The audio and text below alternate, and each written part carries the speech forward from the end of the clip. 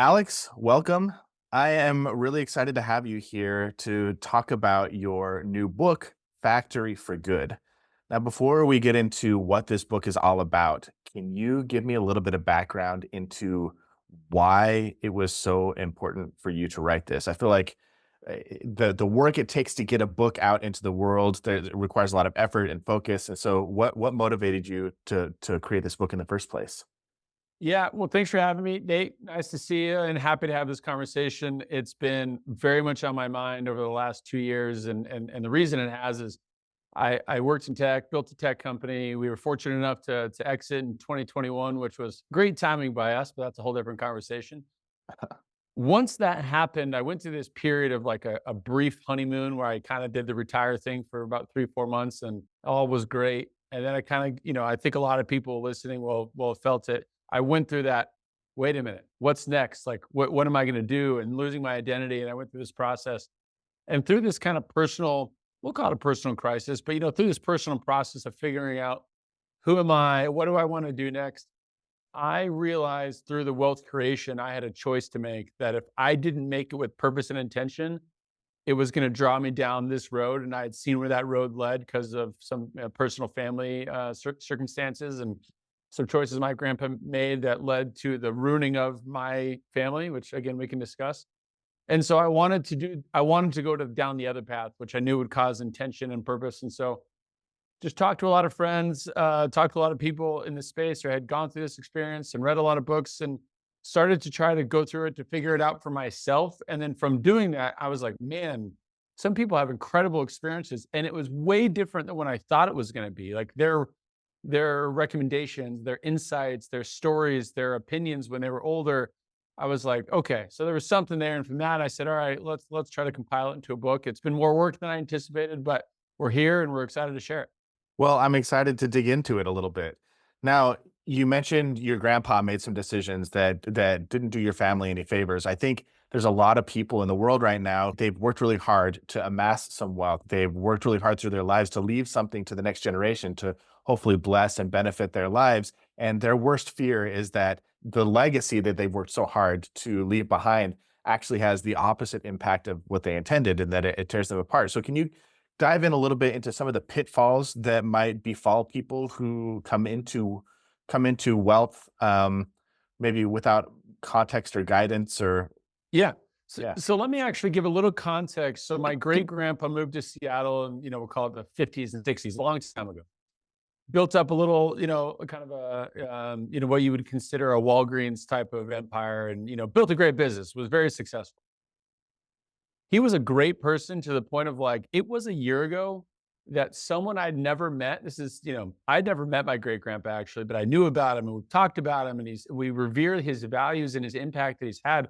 And someone like took me to lunch and said that my great grandpa changed their life 50 years ago.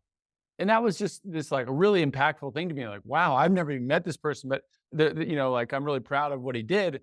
Whereas my grandpa, his son, my grandpa was even more successful from a business standpoint, very, very successful. And money just always kind of became like his number one thing. He just always kind of kept building businesses and making more and more money.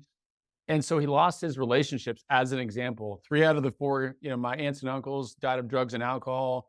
They didn't work, they kind of like relied on dad, the classic, entitlement and ended up like they didn't have purpose and it kind of took them down that path where eventually they lost everything. Mm. My grandpa died alone in an old folks home with no friends and no kids and no one around him. And you're like, man, how sad is that my grandpa, who by the way lived 15 minutes from me as a grandkid, and I was allowed to see him once a year for like 15 minutes. And I don't even know if we were allowed to hug him. It was like a handshake. So as I saw what he did versus what his dad did, my great grandpa, and I see the lasting impact of both of those choices, that was the thing that caused me to like, wait a minute. My grandpa wasn't a bad guy. He just forgot to change what we call the factory, and he just kept trying to produce money and produce money. And I think he forgot to focus on the relationships and purpose and having values and stuff is more important than money. And so when he passed down money, which he didn't because my step grandma took it all, which is a whole nother story. And honestly, we consider it a great blessing because it was like we were not entitled to money. We had to go build it on ourselves. That that was what led this dichotomy of the two paths that I chose. And I think if you talk about the specific pitfalls, and we can go into them, but I think a lot of people work really, really hard to build, a business or to create an outcome where they have money for generations to come. And it's this amazing thing. And I think they should be super proud of it. But they lose purpose pretty quickly, right? Like they're 30, 40, 50, 60, but at some point they lose purpose when they sell. And it's like, right, they start to lose their identity, their health starts to deteriorate, and they really start to fall apart. So we talk a lot about how do you maintain purpose when money is not the motivating factor. And then we talk about relationships. How many people I interviewed or read about in books where their families were just torn apart because the money is they couldn't handle the emotional elements of it, so they lost their spouses or their kids or their close friends. And then once you don't have relationships, it's over. And yeah, and then at the end of the day, we'll talk about passing down money to your kids and why that's probably not how we would phrase it. But yeah, so it's those three pillars: purpose, relationship, and legacy, and they all have their own pitfalls. Yeah. I mean, I can see it with my own father right now who, just retired at the beginning of this year, and, he doesn't have to work. He doesn't have financial needs anymore because he's done well in his career, and I think uh, several friends my age have seen their parents go through similar experiences where they look at their parents just don't have any idea what to do with their time anymore. They don't, outside of work or raising kids, they haven't thought about a purpose. So can you dive a little bit more into why it's important to have a purpose and maybe how to discover a purpose in this new chapter of your life? Yeah, and let's talk actually about both the wealth creator maintaining purpose and then the trust, the Right. heir that you give money to, right? So I'll Yeah. give that example first. So one of my good friends is a trust fund kid, has a lot of money from his dad, which is, like I don't begrudge that. I'm not like, oh my gosh, how jealous am I that he did. Now, what's interesting is for a long time in my life, like my 20s and 30s, I thought to myself, I can't wait till one day I'm like him, which means I have the money to sit on a beach or fish or whatever and do whatever I want. I was jealous of his position in life. And I didn't hate him, but I was just like, oh man, one day I'm going to get there. And we had this experience where we were hanging out and, I'm talking to him and I'm like jealous of his ability to kind of do whatever he wants and every day is vacation. And we were together the whole day, and the aha moment for me was at the end of the day, I realized he wanted to be me, Mm. and the reason that was so profound is he wanted purpose. He's sitting there, he's like, "I haven't been able to, like, contribute or build or create because I don't need to, so that because I don't need to, I don't." Now, I know he can, but now he's, we'll call him in his 30s, and it's like, what skills? He hasn't worked in forever, he's never worked for anyone. And so what that caused is like kind of it's like a boat without a rudder. And he's gone through depression and he's been really sad because he's like, well, yeah, I know I live in a nice house in a nice area and do these fun things, but he wasn't building, he wasn't creating, he wasn't working. And to me, he was jealous of the fact that I had such purpose at the time of Divvy, even though I was stressed, like that I was working and we had a team and we were like going at it. And that's one of those things that one, when you're in the middle of working, I would be very mindful of hoping or dreaming about the day you can do nothing being this elixir of a magic, because it will be an elixir for a short period of time. But after that honeymoon wears off, whether you're just a normal retired person or whether you were, a wealth creator at 30 and you retired, it doesn't matter. It's the same experience. Your identity is totally changed. Your motivations are totally changed. Your feelings about what you do every day are totally changed. And that is something I went through when I started to feel a loss of value in who I was. And again, I'm not like a depressed person, but I started to feel when I had left Divi personally that I was losing value and I didn't have an identity. And like my identity was wrapped up in this business I did. And it was really fascinating to like go through the experience. And I remember saying to my wife, and I said to her, this is like 6 months after I left. I hadn't worked in 6 months.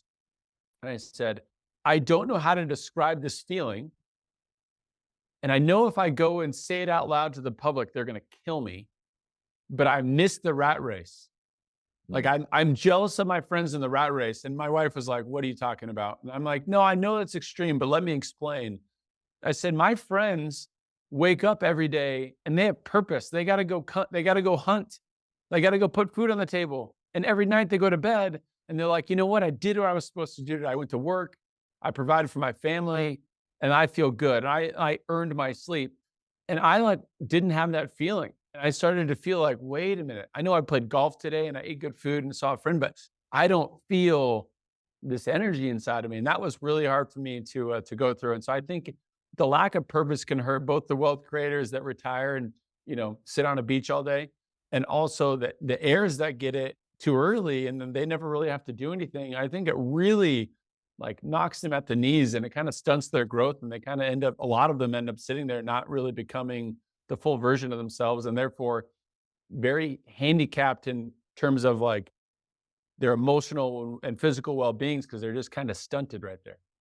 Yeah, I find that the people who pursue happiness directly are most often disappointed. But what I found in my life is that happiness is a byproduct of growth, of pursuit, Oh yeah. of chasing after something that requires some self-improvement and work and effort to achieve. Um, and so that makes sense that this is like a really important key to the ingredient. So how, in your experience or in your research for your book, how do you instill that type of purpose into the next generation when they're coming up without instilling in them a sense of entitlement or laziness? Well, one, don't give them money, but no, but let's be more specific. So we actually went through, we call it the bank of mom and dad, right? So this starts at a young age and it will move to an older age. Cause I do want to talk about, I personally think you can give your kids a trust as an example. I think it's possible. I wouldn't do it at 20. I wouldn't do it at 25, but I think there are ways to not wait till you die and give your kids opportunity. But let's get past that. I think at an early age, if you ask most parents, what do you want from your children? And I think most of them would basically say some version of kind and like contributing adults and, independent, right? They have like a loving, friends and Yeah, family and they're independent. They have their own life. I think it'd be some an version, element of self-sufficiency. Yeah. independence, self-sufficiency, any, Uh-huh. any form of that, right? Okay. So what we found though, in discussing with a lot of people, and this is going to be one of those, everyone's going to have to look themselves in a mirror, and we have some good engagements or experiences that we have where we let people go through it. But the experience is this. Okay. So I hear what you're saying. You want your child to be independent and self-sufficient when they leave the house at 18 or 20 or whatever your number is. What's your plan to get there? And what we found is most people, it's like they don't realize they're the bank and their kids are the customers to the bank. So the kid comes to the ATM and says, "Mom and Dad, can I have money for X?" And sometimes the ATM spits out cash, sometimes it doesn't, or sometimes it always does. But whatever it is, the kid's like, "Well, sometimes it spits out cash." It's like if there is an ATM that spitted out cash, you'd be like, "I don't know. I'll show up and ask today if it has cash, and tomorrow if it gives me cash, great." And so people without realizing it at an early age, and we go from like 12 to till beyond, they're not teaching their children how to budget, how to, save money for clothes, or if they go to a movie. And so for example, we ask people like 10 questions. Let's just say your kid's 14 years old. Do you have any kids, Nate? I have a 1-year-old and a 3-year-old. Okay. So yeah, you're Still out. You're still a not a little part of this young. Not conversation. quite in Yeah. there. Not quite there. But my oldest is 14. So my 14-year-old, and we do it, we call it the newlywed game, but it's like a spending game. We said, okay, we ask me, "Hey, Alex, if your daughter's going to go to a movie with her friends on a Friday night, it's $10. Are you paying 100% or 0% or 50%?" And I would write down, I think I'm paying 0%. And then I would ask my wife, same question. She doesn't know my answer. And she would write 50%. And then you ask my daughter, and she'd be like, "Well, 100%, of course you're paying for it." And what happens through that question and through all of us having this dialogue, you realize how far apart everyone is on certain things and what's expected. So the kid doesn't know the expectations. The parents aren't even aligned on expectation. And now no one really knows what's expected. So what we've done as like a conversation or as a process is say, okay, here's the 8 categories you need to be self-sufficient on: paying your rent, paying food, things of that nature, all the way down to, toys and things like that. When they're younger, you pay for everything. But as they get older, you start to pay less and less and less. So we put together kind of a plan so that your kid understands, hey, at 16, when they buy that car, there's an opportunity to teach them what's their responsibility with that car? What are the rules around the car? How much money are they going to have to put into the car? Is it their car? Is it not their car? What happens at 18? What happens at 22? And so you can systematically work with your child and with your spouse to all be on the same page and put together basically a bank charter so that everyone understands the rules and so that they can be taught. So when it's 22 years old and they've graduated college, it's not some shock that they're going to have to pay their own rent at this point. And I think that's missed in a lot of conversations in our society. And when you have money, it gets hard because it's really easy to swipe the card and say, oh, I'm just helping him pay for rent at school. And oh, I'm giving him incidentals. And it's like, yeah, but before you know it, they're 30 and they're either live at your house or you're paying for their life. And that's not where you want to be. Yeah, I love that. Here at Cornology, we talk about the three questions around expectations that every parent should be able to provide answers for their children. One of them is what can I expect as being a part of this family? What can I not expect being a part of this family? And what's expected of me? And those conversations, it sounds like you just summarized it perfectly, but those conversations should be ongoing. They should be evolving, and we should be providing clarity for our children about what's expected of them, what they can expect and what they can't expect from us based off of where they're at in life. And Yeah. you broke And that down what you said, beautifully. I was trying to say, and I love it, is just writing down the expectations. I think if you think about kids are pretty smart. Most kids can, they're there.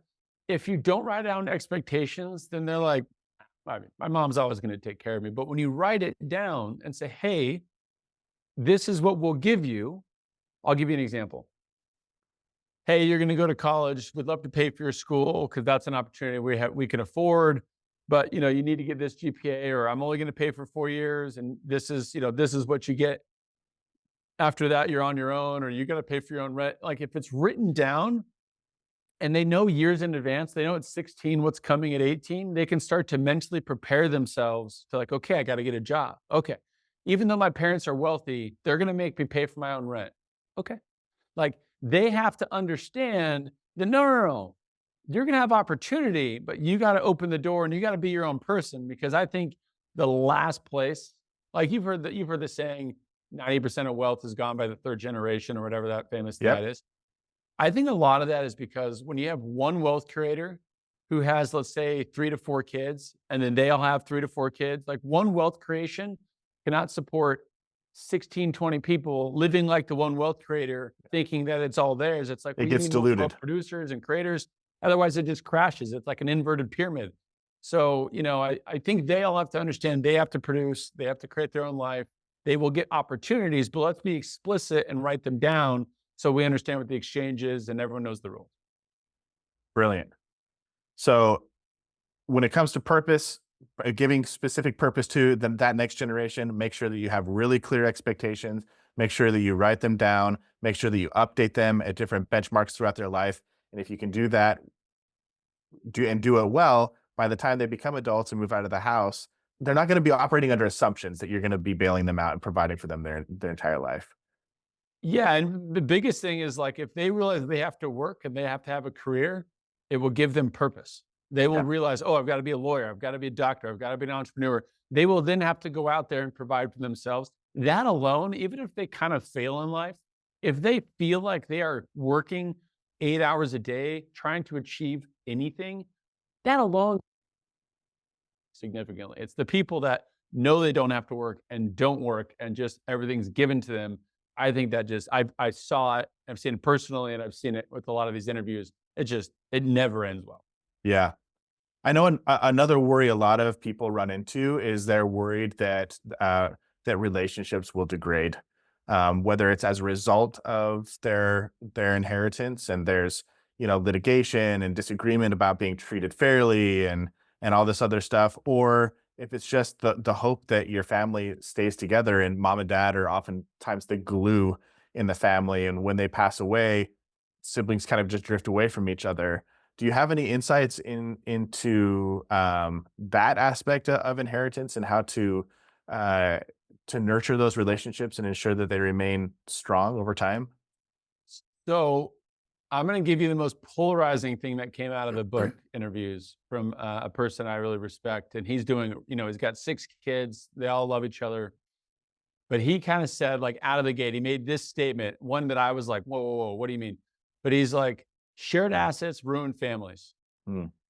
And I'm like, what do you mean? He's like, doesn't matter. Cash, cabin, grandma's jewelry, like, it ruins families. I'm like, all right, like, walk me through. Because I think we all have a dream to pass down some money or to pass down a cabin that created all these memories or grandma's heirlooms, whatever. And his point that he was making was really interesting. He goes, there is a property here in our local city. And he goes, it's nice property. Great grandpa had it, passed it down to his 2 kids. His 2 kids had, another 2 kids. So it's now divided into like 6 or something like that. And he goes, they have horses over there. So he goes, our horses are on their property. So we know all the families that own, of the family. He goes, but it's Hatfield and McCoys. They all hate each other. And I was like, what do you mean? And he goes, think about how sad it is for the grandpa that spent his whole life cultivating this property. This was his like prized treasure, was giving this property to his kids, thinking like, how great is it that I'm giving my kids this property? And it's actually the reason that his family doesn't even talk to each other. Like, they hate each other. And I go, wow. And again, his whole point was, well, once they cut it in half, one half started to say like, well, you tricked dad at the very end and he gave you the better property. It should be our property. So you've got the better property, grass is greener stuff. Okay, then it splits down another generation and it's like, oh yeah, but they got this property, they got the one with the stream going through it. Okay, no, but everyone thinks that they got screwed. Everyone thinks that the other family screwed them. And now what was never theirs, think about the epitome of entitlement. They never created anything and they're fighting over it. And it's because there's this shared asset that's causing them, like there's money on the table and they're fighting and clawing over it. And, it's sad. So I was like, okay, well, how do you do it? He goes, all right, let's take a cabin. I said, all right, I'd love to pass the cabin down. He goes, we have a cabin right now. It creates all these memories with our kids. I said, awesome. And he said, the second we die, what's going to happen? And I said, well, why not just let the kids have the cabin? He's like, great. So 2 kids live out of town. 4 kids live close. So the 2 kids who live, out of town are like, well, we don't get to use the cabin that much. Can we sell it and get the proceeds? Because I could use $1 million in my bank account. And the other kids are like, no, but we use the cabin. Immediately, there's already fights, right? And he said to me, he goes, if it's not your kids, it's an in-law. If it's not your in-law, it's the next generation. And he's like, it's almost impossible. Now, I know this is kind of a doomsday phrase and a doomsday thinking, but it was very enlightening to me when talking to him, when he's like, it's almost impossible to pass a shared asset down and not expect there to be quarreling over the cheese. When we dove into it a little bit further in terms of how you do it, I would say the number one thing we heard from all these interviews is the best thing they did with money was create memories, which was travel with mom and dad as they're around, buying a cabin and going to the cabin as a family, because at least creates a camaraderie amongst the kids that they love each other and they're around each other and the grandkids get to connect with each other. But when they die, it will change. But if you don't divide up the cheese properly, it will make it worse. I think that's kind of how I think about it. Got it. Got it. Well, I love that short phrase of shared assets ruin families. You said it's kind of doomsday, but I think it's realistic. I think you're right. Right. I think it's also just a reality to think is like, so there's someone of an older generation that I'm lightly connected with, who their mindset is, I want to leave a lot to my kids. And what's crazy to me is I'm like, his kids are doing great. I'm like, your kids actually just want your love and attention now, and they don't care about you leaving anything to them. But there's something about the American dream and about what we've, been raised to believe is like, man, if I could just leave a lot of money or a lot of opportunity or whatever to my kids, I'll have done my job. And yeah, I think there was something to be said to that, but also your kids want your values. They want the memories. They want, to know what grandma and grandpa stood for, mom and dad stood for. I think that stuff's going to last a lot longer than just, okay, we passed money down and now we're going to let them fight over it. Like, I had a conversation with my dad the other day. I said, Dad, what are you going to do with your money? And he's not like crazily loaded, but he has some money that he'll pass down. I said, "Are you gonna divide it equally, or are you gonna divide it, you know, according to need?" And he said, "According to need." And I was like, "Oh, man." I said, "Walk me through your plan."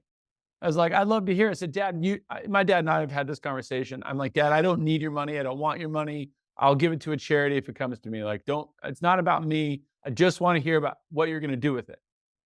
And as he talked out loud, every word he said, he realized how stupid of a plan it was. Cause he's like, "Well, this, this son needs more, then this daughter needs a little less, and then this son needs less, and we'll give them according to need." I'm like, "So you're going to call them and you're going to tell them, like, in your when you die, that this person got 30% more and this person got 60% more and this person got zero, because that's just what you thought, and they're all going to be totally happy with it?"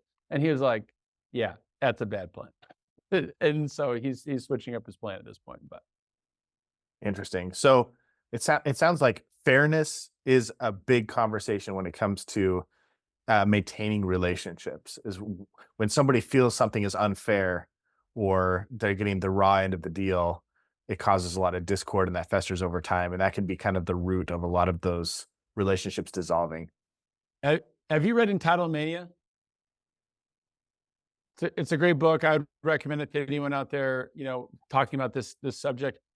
He asked a question. He goes, "How long before the money's passed down from mom and dad to the kids before the kids start to treat it as theirs, before they feel, quote, entitled to it?" Like, what would your guess be? How long do you think until they start to treat it as theirs? Meaning they go from being grateful that mom and dad gave it to them to, like, all of a sudden they're mad Oh, because it's like, "Oh, that person got more." I'll bet it's almost instantaneous. Sometimes before they die. Yeah, Right? But it is almost instantaneous. Within 90 days, for sure, people start to treat it as their money.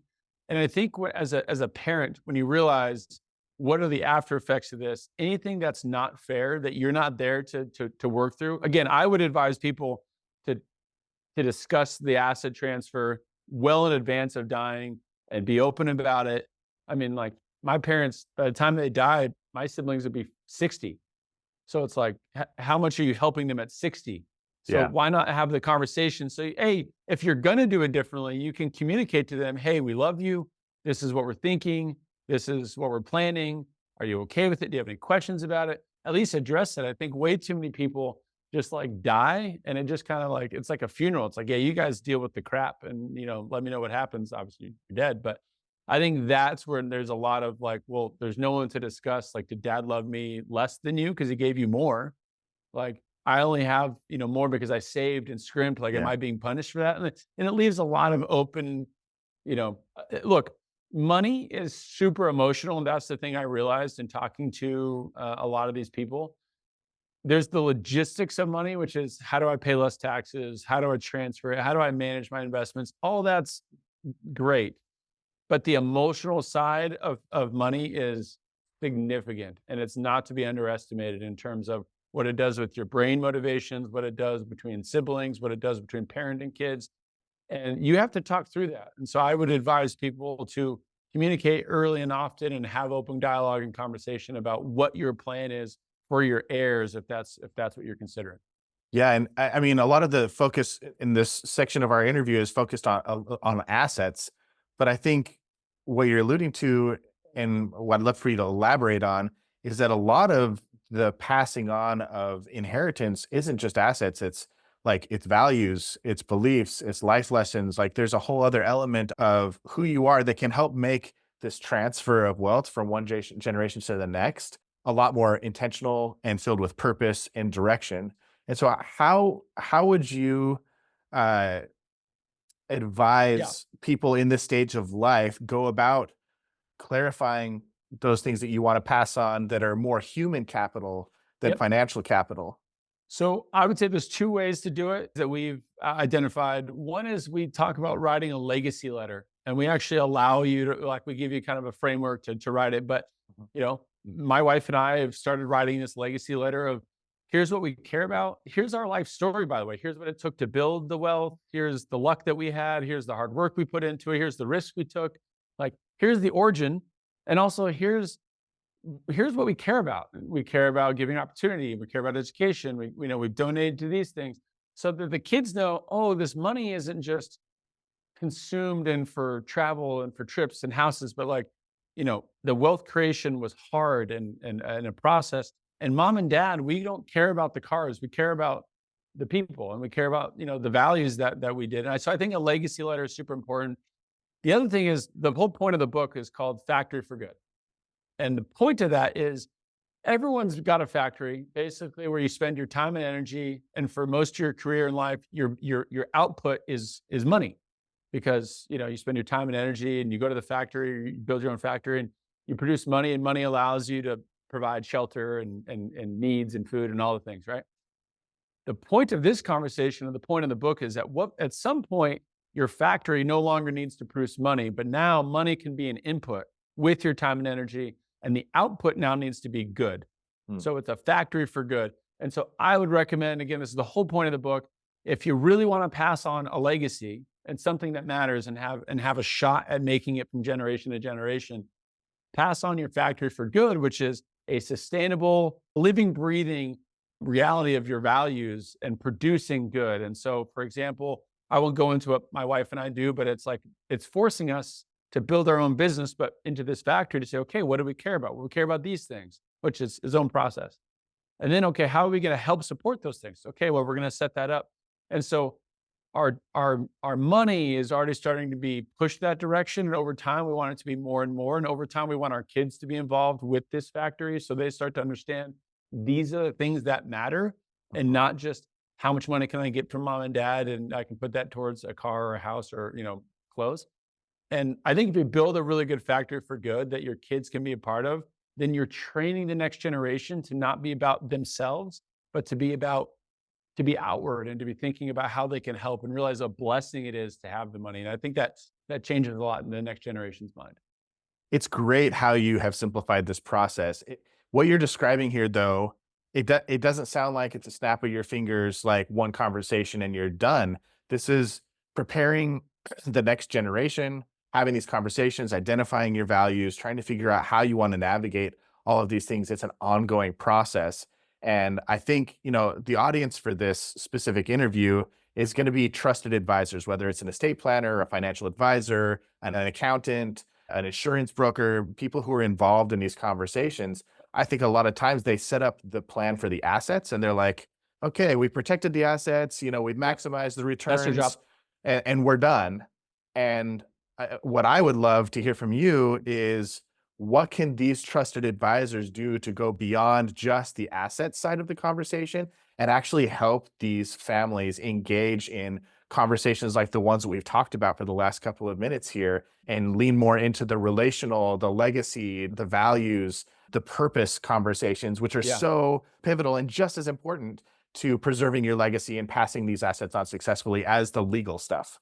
So I totally agree with what you're saying. And I think it's well intended. And the lawyers and the advisors, they're doing their job, by the way, which is protecting the assets. But back to the emotional side, I think to do it, everything in the book is tied to our tech platform, which has these experiences that you can go through and create your bank charter through the bank of mom and dad. There's something called the happiness audit. There's the legacy letter, but there's also a factory for good finder. And the amount of time and energy you spent, Mr. Wealth Creator, building whatever business you build to be in the position you are, took you years and hours and sweat, could be shifted into thinking, okay, what is this output of good that we can do, and using the factory for good finder to create your own factory for good. And by the way, this doesn't mean you're like a nun and this is charitable and you have to give all your money to the thing. A lot of people still maintain their businesses, but the businesses now have more purpose because there's a cash outflow that can be shifted into this new factory. And the happiness and like just the cool energy that I see from the families that have a real factory for good, and their kids know it and the parents know it and they care about it. It's like night and day between the people that just have money and they bought a nice house and nice cars and they don't know what to do. Night and day. So I would say, obviously we'll send you everything, but at our platform, factoryforgood, .com, has these experiences. It's free. I'm not trying to make money, doing this. I actually just want more people to not end up like my grandpa and my aunts and uncles. I want more people to end up like my great grandpa. and what I'm aiming to be, which is like, look, let's go do good in this world. And by the way, when you do good in the world, you're going to be really happy and your kids are going to live, meaning they're going to live with all the things that you give them an opportunity. They won't burn, they won't be ruined by the money. So to me, it's kind of like it's the pill to get through it all and to make it work, to make it a win win win. So build your own factory for good. Our visions are so aligned to help people overcome and elude the negative consequences of wealth and money, and to hopefully set them up to be good stewards. Yep. And I just think that's really beautiful. So I will make sure to link to the website and the book below. Any last piece of advice or wisdom that you want to share with the audience before we sign off? I don't know about wisdom, but I mean, I'm no, calling it it's wisdom. been a process for me.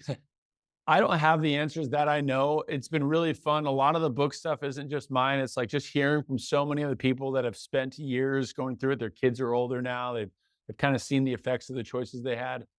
So, we're gathering more stories. If people out there have stories or insights that they can contribute to help us with the tech experiences in the book and more content, we'd love to hear from you. But it's go through your own process, find your partner, your spouse, go through this factory for good process and just put one foot after the other to figure it out. And I think once you find it, there is just an energy that comes from finding it that I think you'll be really, really happy that you did. And so yeah, that's it. Right. Thanks for having me. Appreciate it. Thank you, Alex. And thanks for putting so much effort into putting this book and this content together. I think it's really going to bless the lives of a lot of people. I hope so.